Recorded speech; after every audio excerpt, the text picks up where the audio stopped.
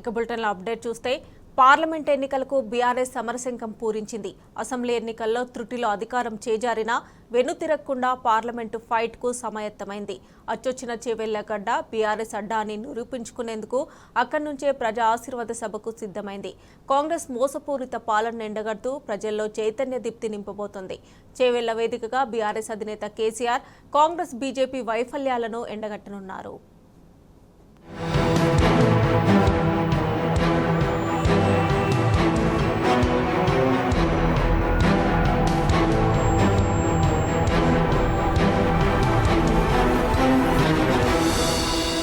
Parliament ఎన్నికల్లో విజయమే లక్ష్యంగా బీఆర్ఎస్ వేగంగా అడుగులు వేస్తుంది.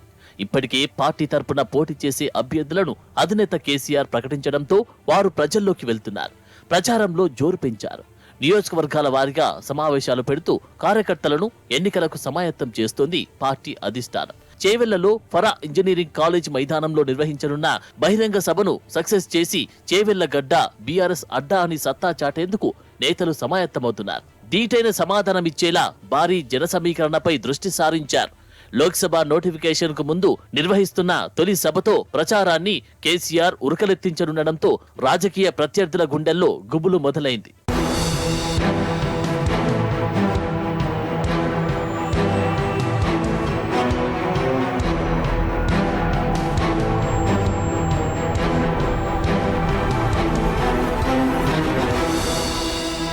గత 2 పార్లమెంటు ఎన్నికల్లోనూ చేవెళ్ల స్థానం నుంచి బీఆర్ఎస్ విజయం సాధించింది. ఇప్పుడు మూడోసారి కూడా అదే సీన్ రిపీట్ చేయాలని చూస్తోంది. మొదటిసారి కొండా విశ్వేశ్వరరెడ్డిని బీఆర్ఎస్ అభ్యర్థిగా నిలబెట్టి గెలిపించింది. ఆ తర్వాత ముఖపరిచయమే లేని రంజిత్ రెడ్డిని పోటీలో నిలబెట్టి గెలిపించుకుంది. తాజా ఎన్నికల కోసం చేవెళ్ల సీటును అన్ని స్థానాల కంటే ముందే పార్టీ ప్రకటిస్తే రంజిత్ రెడ్డి తల్లిపాలు తాగి రొమ్ము గుద్దినట్లుగా మోసం చేసి పార్టీ ఫిరాయించారు. దగుల్బాజీ రాజకీయానికి కేర్ ఆఫ్ అడ్రస్ గా కాంగ్రెస్ పార్టీ కండువా కప్పుకున్నారు. పార్టీకి మోసం చేసిన రంజిత్ రెడ్డిని ఎలాగైనా ఓడించాలని కార్యకర్తలు ఫిక్స్ అయ్యారు. ఇప్పుడు అదే జనరల్ సీటును బీసీ సామాజిక వర్గానికి బీఆర్ఎస్ అధినేత కేసీఆర్ ప్రకటించారు.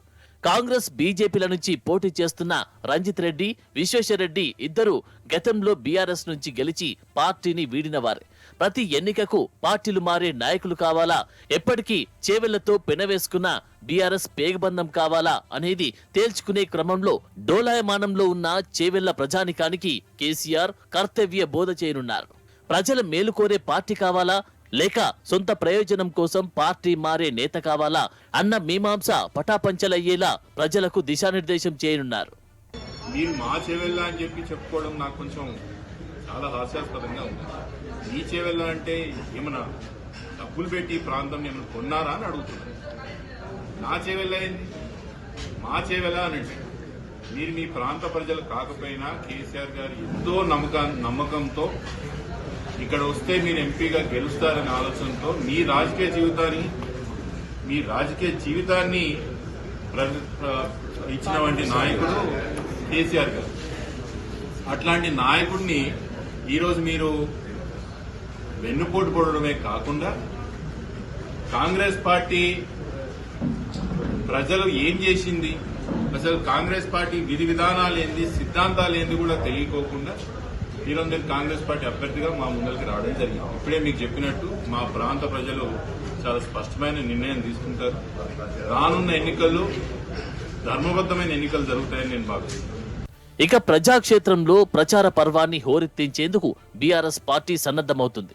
ఈ నెల 13న చేవెళ్లలో కేసీఆర్ భారీ బహిరంగ సభ తర్వాత పార్టీ శ్రేణులు మరింత దూకుడుగా వ్యవహరించనున్నాయి. చేవెళ్ల బీఆర్ఎస్ ఎంపీ అభ్యర్థిగా బీసీ సామాజిక వర్గానికి చెందిన కాసాని జ్ఞానేశ్వర్ ను పార్టీ అధినేత కేసీఆర్ బరిలో నిలిపారు. ఇతర పార్టీలకు భిన్నంగా జనరల్ స్థానంలో బీసీ అభ్యర్థిని వ్యూహాత్మకంగా కేసీఆర్ ప్రకటించారు. ఇప్పటికే ఎంపీ అభ్యర్థి కాసానితో చేవెళ్ల పార్లమెంటు పరిధిలో నియోజకవర్గాల వారీగా ఎమ్మెల్యేలు, ఎమ్మెల్సీలు, మాజీ ఎమ్మెల్యేలు, ఇతర ప్రజాప్రతినిధులు, ముఖ్య నేతలతో కేటీఆర్, హరీష్ రావులు పలు దఫాలుగా సమీక్షలు, సమావేశాలు నిర్వహించారు. స్థానిక మాజీ మంత్రి సబితా ఇంద్రారెడ్డి చేవెళ్ల ఎన్నికను ప్రతిష్టాత్మకంగా తీసుకుని అన్ని తానై వ్యవహరిస్తున్నారు. సమీక్షలు సన్నాహక సమావేశాలు పూర్తవడంతో ఇకపై ఎన్నికల ప్రచారంపై నేతలు దృష్టి సారిస్తున్నారు. గత అసెంబ్లీ ఎన్నికలకు భిన్నంగా పార్లమెంటు ఎన్నికల్లో ఎన్నికల ప్రచారాన్ని నిర్వహించి ప్రజలతో మమేకమయ్యేలా ప్రణాళికలు రూపొందిస్తున్నారు. అందరూ కూడా ప్రజలందరూ రావడానికి మేము ఉన్నామని కేసీఆర్ గారికి భరోసా ఇవ్వడానికి ప్రజలకు వస్తున్నాం. ప్రజలందరూ 4:30 వరకు ఈ వేదిక మీద కూడా తెలియని వాళ్ళకి ఎవరికైనా కూడా టీఆర్ఎస్ పార్టీ అభిమానులు, కేసీఆర్ గారి అభిమానులు అందరూ కూడా 4:30 వరకు చెవెళ్ళకి రావాలని, కేసీఆర్ గారి వెళ్ళండి మేము ఉన్నామని భరోసా ఇవ్వాలని, కేసీఆర్ గారిని అదేవిధంగా కేసీఆర్ గారు డిసైడ్ చేసిన రాసాని జ్ఞానేశ్వర్ గారిని ఆశీర్వదించాలని మనస్ఫూర్తిగా కోరుతున్నాం. చేవెళ్లలో బీఆర్ఎస్ పార్టీ భారీ బహిరంగ సభను నిర్వహిస్తుండగా కేసీఆర్ ఈ సభకు హాజరవుతున్నారు. పార్లమెంటు ఎన్నికలకు ముందు నిర్వహిస్తున్న సభ కావడంతో నేతలు ఈ సభను ప్రతిష్టాత్మకంగా తీసుకుని పనిచేస్తున్నారు. ఈ నెల 6న కాంగ్రెస్ పార్టీ తుక్కుగూడ వేదికగా నిర్వహించిన సభకు రాహుల్ గాంధీతో పాటు రాష్ట్ర స్థాయి నేతలు హాజరైనప్పటికీ సభ చెప్పుకోదగ్గ రీతిలో సక్సెస్ కాలేదు. ప్రజాపాలనను గాలికొదిలేసిన కాంగ్రెస్ పాలన పట్ల ప్రజల నుంచి తీవ్ర స్థాయిలో అసంతృప్తి వ్యక్తమవుతున్న తరుణంలో నిర్వహించిన ఈ సభకు వచ్చిన జనంలోనూ ఏమాత్రం జోష్ కనిపించలేదు. దీంతో చేవెళ్ల సభను గ్రాండ్ సక్సెస్ చేసి పార్టీ శ్రేణులతో పాటు జనంలోనూ కొత్త జోష్ తీసుకొచ్చేలా బీఆర్ఎస్ పార్టీ ప్లాన్ చేస్తుంది.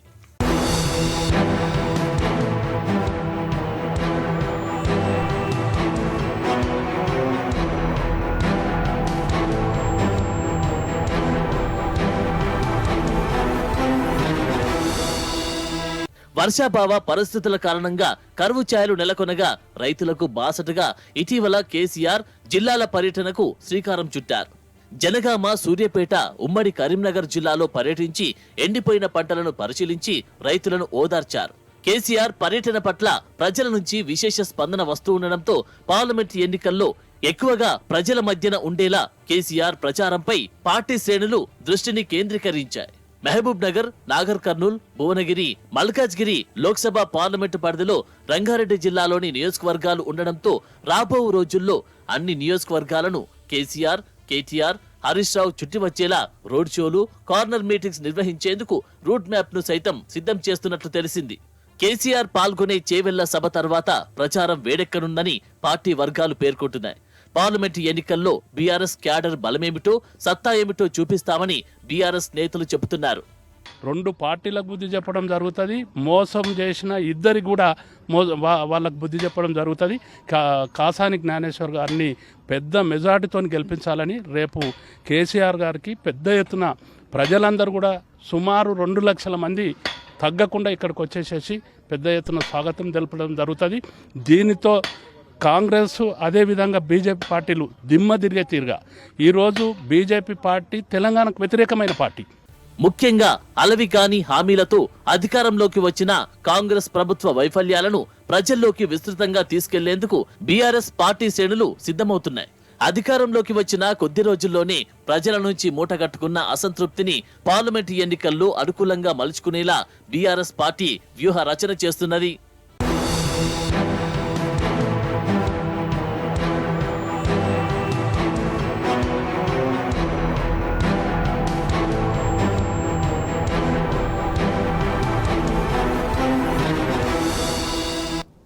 Welcome back. ఇక పార్లమెంట్ అభ్యర్థుల ఎంపిక విషయంలో బీఆర్ఎస్ పార్టీ అధినేత కేసీఆర్ సామాజిక న్యాయానికి పెద్దపీట వేశారు. అన్ని వర్గాలకు న్యాయం జరిగేలా అభ్యర్థులను ఎంపిక చేశారు. 17 పార్లమెంటు స్థానాలకు అభ్యర్థులను ప్రకటించిన కేసీఆర్ బీసీలకు 6, రెడ్డిలకు 4, మాదిగలకు 2, మాలకు 1, ఆదివాసీలకు 1, లంబాడాలకు 1, వెలమ, కమ్మ సామాజిక వర్గానికి చెరొకటి కేటాయించి సామాజిక స్ఫూర్తిని నిలిపారు.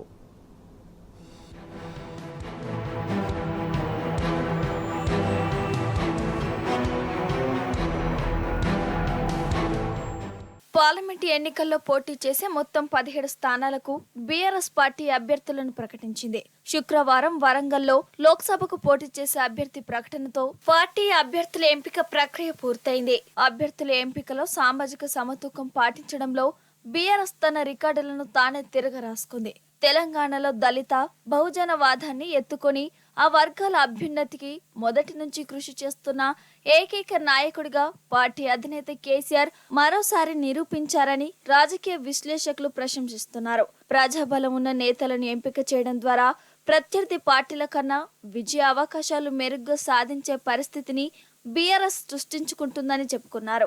అభ్యర్థుల ప్రకటనతోనే బీఆర్ఎస్ ప్రజా విశ్వాసాన్ని చూరగొన్నదనే అభిప్రాయం వ్యక్తమవుతున్నాయి. రాష్ట్రంలో ప్రస్తుతం నెలకొన్న పరిస్థితుల నేపథ్యంలో ప్రజలు కేసీఆర్ పాలనను గుర్తు చేసుకుంటున్నారు. దీనిని తమకు అనుకూలంగా మార్చుకొని పార్లమెంట్ ఎన్నికల్లో విజయ దుందబి మోగించేందుకు పార్టీ సన్నద్ధమవుతుంది. కేసీఆర్ దిశానిర్దేశంతో కార్యక్షేత్రంలో అభ్యర్థులు దూసుకెళ్తున్నారు. కాంగ్రెస్, బీజేపీ మాత్రం బీఆర్ఎస్ సిట్టింగ్ ఎంపీలను, మాజీ ఎంపీలను తమ పార్టీలో చేర్చుకొని టికెట్లిచ్చి బరిలో నిలుపుతున్నాయి. వరంగల్లో లోక్సభ స్థానానికి తొలుత కడియం శ్రీహరి కుమార్తె కావ్యకు టికెట్ ఇచ్చిన తర్వాత కాంగ్రెస్ ఆమెను తమ పార్టీలో చేర్చుకొని అదే స్థానం నుంచి బరిలో నిలిపింది.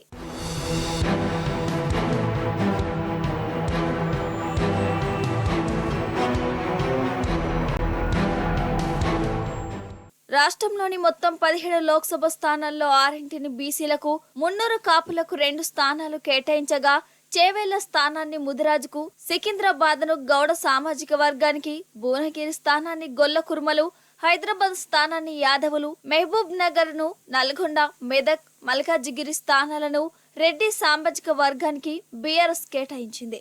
వెలమ, కమ్మ సామాజిక వర్గానికి ఒక్కో సీటు కేటాయించింది. మాదిగ సామాజిక వర్గానికి 2, రాష్ట్రంలో 3 ఎస్సీ రిజర్వ్ స్థానాల్లో ఒక్క సీటును కూడా కాంగ్రెస్ మాదిగలకు కేటాయించకుండా ఆ సామాజిక వర్గం ఆగ్రహానికి గురైంది. బీఆర్ఎస్ మాత్రం నాగర్ కర్నూల్, వరంగల్ స్థానాలను మాదిగ సామాజిక వర్గానికి, పెద్దపల్లి స్థానాన్ని మాల సామాజిక వర్గానికి కేటాయించి తమ చిత్తశుద్ధిని నిరూపించుకుంది. ఎస్టీలో ఆదివాస్, మైదాన గిరిజనులకు కేసీఆర్ సమాన అవకాశాలు కల్పించారు.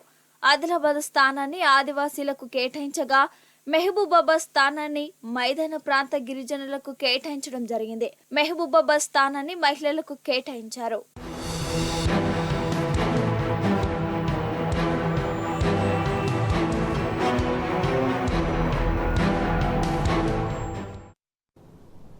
వరంగల్ బీఆర్ఎస్ లోక్సభ అభ్యర్థిగా డాక్టర్ మారేపల్లి సుధీర్ కుమార్ పేరును పార్టీ అధినేత కేసీఆర్ ప్రకటించారు. 2001 నుండి తెలంగాణ ఉద్యమకారునిగా, పార్టీకి విధేయుడిగా అధినేతతో కలిసి పనిచేశారు. సుధీర్ కుమార్ అభ్యర్థిత్వాన్ని ఉమ్మడి వరంగల్ జిల్లా పార్టీ ముఖ్యులు ఏకగ్రీవంగా ఆమోదించారు. డాక్టర్ సుధీర్ కుమార్ ప్రస్తుతం హన్మకొండ జిల్లా పరిషత్ చైర్మన్గా కొనసాగుతున్నారు.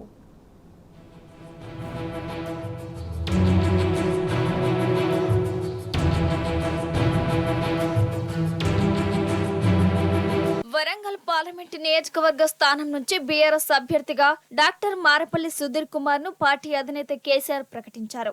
హన్మకొండ జిల్లా వాసి మాదిగ సామాజిక వర్గానికి చెందిన డాక్టర్ సుధీర్ కుమార్ ప్రస్తుతం హన్మకొండ జిల్లా పరిషత్ చైర్మన్ గా కొనసాగుతున్నారు. 2021 నుంచి తెలంగాణ ఉద్యమకారుడిగా, పార్టీకి విధేయుడుగా అధినేతతో కలిసి పనిచేస్తున్న సుధీర్ కుమార్ సరైన అభ్యర్థిగా ఉమ్మడి వరంగల్ జిల్లా పార్టీ ముఖ్యులు ఏకగ్రీవంగా ఆమోదించారు.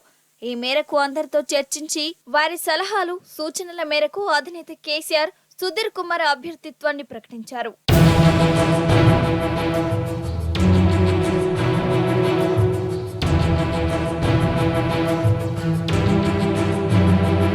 అంతకుముందు వరంగల్లో లోక్సభ పరిధిలోని పార్టీ ఎమ్మెల్సీలు, మాజీ ఎమ్మెల్యేలు, పార్టీ ముఖ్య నేతలతో కేసీఆర్ ప్రత్యేకంగా భేటీ అయ్యారు. ఉద్యమ నేతకే టికెట్. తెలంగాణ ఉద్యమంలో చురుకైన వ్యక్తి మారేపల్లి సుధీర్ కుమార్ మాదిగా హన్మకొండ జిల్లా భీమదేవరపల్లి మండలం ముల్కనూరులో 1962లో మారేపల్లి జాన్, కిరీటమ్మ దంపతులకు జన్మించిన ఈయన కాకతీయ యూనివర్సిటీ నుంచి BIMS, university of health science లో MD పూర్తి చేశారు.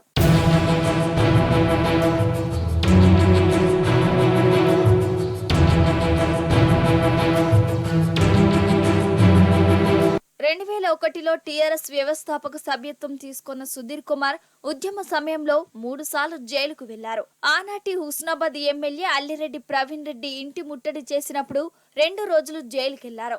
ముల్కనూరులో ఆనాటి రాష్ట్ర మంత్రి శిల్పామోహన్ రెడ్డి సందర్శనను అడ్డుకున్నందుకు 3 రోజులు జైలు శిక్ష అనుభవించారు. దండపల్లిలో రైలు రోకాలో పాల్గొన్నందుకు 3 రోజులు జైలుకు వెళ్లారు. ఇవే కాక అనేక సార్లు ఉద్యమంలో ఈయనను పోలీసులు అరెస్టు చేశారు, బైండ్ ఓవర్లు చేశారు. 1995-2000 మధ్య మండల పరిషత్ అధ్యక్షుడిగా, 2001-2006 మధ్య ఉమ్మడి కరీంనగర్ జిల్లా పరిషత్ ఉపాధ్యక్షుడిగా పనిచేయగా ప్రస్తుతం హనుమకొండ జిల్లా పరిషత్ చైర్మన్ గా కొనసాగుతున్నారు. సుధీర్ కుమార్ భార్య శోభారాణి మెడికల్ ఆఫీసర్ గా పనిచేస్తున్నారు. వీరికి కొడుకు, కూతురు ఉన్నారు.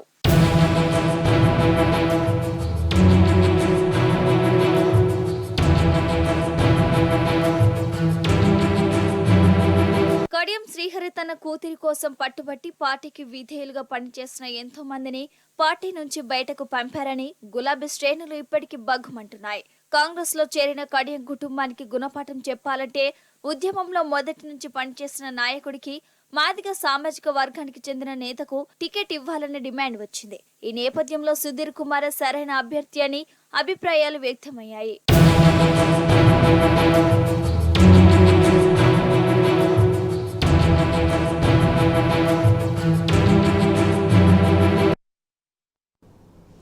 పసిటి ధరలు పరుగులు పెడుతున్నాయి. రాకెట్లా దూసుకుపోతున్న gold rates all time record స్థాయికి చేరాయి. బంగారంపై పెట్టుబడులు పెడుతూ ఉండడంతో 24 క్యారెట్ల 10 గ్రాముల గోల్డ్ రేటు అక్షరాల 73,000 మార్కును దాటింది. అటు 22 క్యారెట్ల బంగారం సైతం 67,000 రూపాయలకు ఎగబాకింది. కిలో వెండి 86,000 రూపాయల మార్కును దాటింది.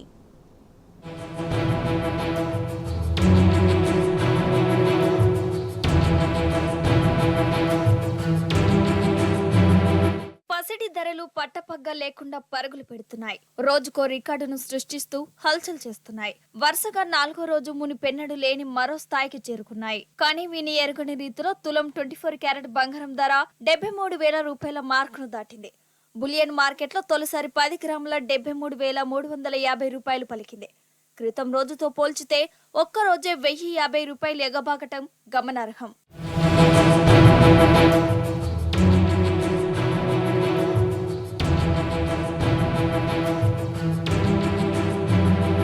ఢిల్లీ స్పాట్ మార్కెట్లో స్థానిక పన్నులతో కలిపితే తులం పుత్తడి 75,000 రూపాయల పైకే చేరింది. ఒక్కనొక దశలో 10 గ్రాములు 75,500 రూపాయలుగా నమోదైనట్లు మార్కెట్ వర్గాలు చెబుతున్నాయి.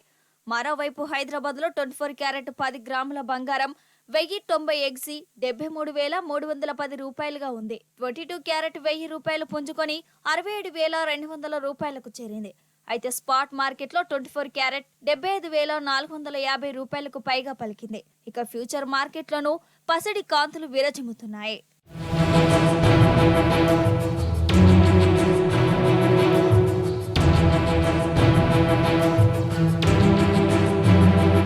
అటు బంగారంతో పాటు వెండి ధరలు దౌడు తీస్తున్నాయి. కిలో వెండి ధర 86,300 రూపాయలకు చేరింది. ఢిల్లీలో ఒక్కరోజే 1,400 రూపాయలు పెరిగింది. ఇక హైదరాబాద్ లో 1,500 ఎగిసి 86,500 రూపాయల మార్కును తాకింది. సాధారణ కొనుగోలుదారులతో పాటు పారిశ్రామిక వర్గాల నుంచి పెరిగిన డిమాండే ధరల పెరుగుదలకు కారణమని మార్కెట్ వర్గాలు విశ్లేషిస్తున్నాయి.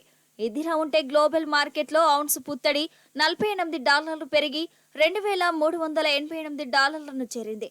వెండి కూడా ఔన్స్ $28.95 వెళ్ళింది.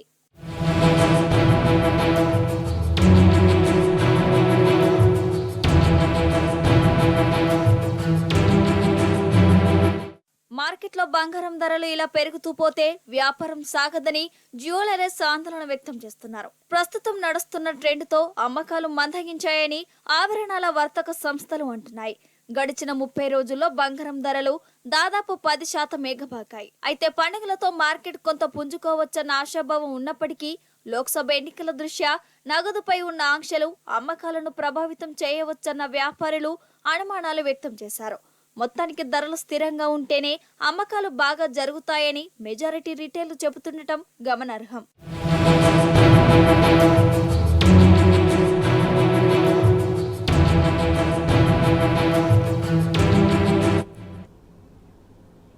ఇవి bulletin updates. Keep watching tea news.